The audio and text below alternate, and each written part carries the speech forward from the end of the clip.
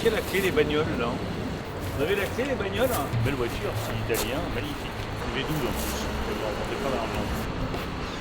Oh putain, c'est pas fait pour les grands, je me déteste.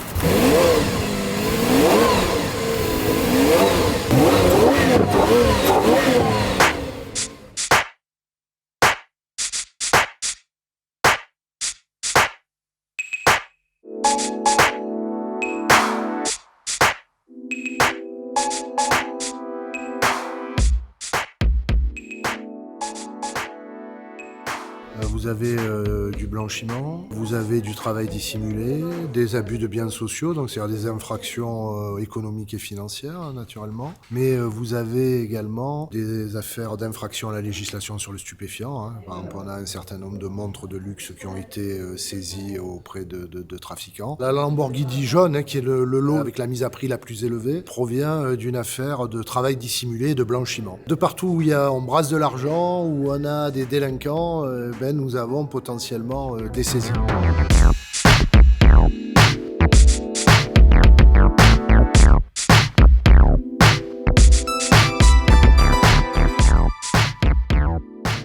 Là, on a quelques bouteilles de Pétrus, un des plus grands vins rouges de Bordeaux, hein, un des plus connus au monde, qu'on met en vente à l'unité à partir de 1 000 € demain à partir de 10h30. On ne tient pas compte de la provenance en fait, hein. Ça aurait pu être une bouteille aux objets trouvés si quelqu'un l'avait abandonnée dans un transport en commun par exemple.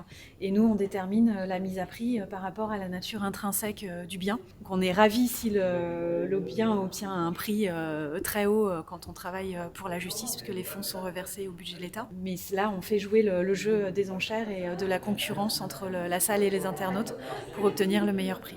On a par exemple là une bague Cartier Tank qui est assez réputée. On a des Rolex qui ont généralement beaucoup de succès. Les sacs Vuitton un petit peu sur le fond. Alors les délinquants ont parfois des biens de moindre valeur. Là c'est vrai qu'on a créé cette vente avec une connotation prestige. Hein. L'idée c'était aussi de faire rêver et de montrer ce qui peut être vendu le plus cher. On a aussi des biens un peu plus communs qu'on met en vente, qui nous sont également remis par la grâce, qu'on va pouvoir vendre des véhicules un peu moins rares que la Lamborghini Aventador qu'on a dans la cour d'honneur par exemple. Ouais. Cet argent, naturellement, va dans les caisses de l'État et profite à l'ensemble de nos concitoyens. J'ai signé un décret qui entre en vigueur aujourd'hui, qui va permettre à la grâce, quand les biens auront été vendus, de redistribuer ces biens à des associations d'utilité publique. C'est un cercle vertueux. On tape le portefeuille des délinquants, ça profite à l'État, donc à nous tous, en particulier, spécifiquement, à des associations d'utilité publique.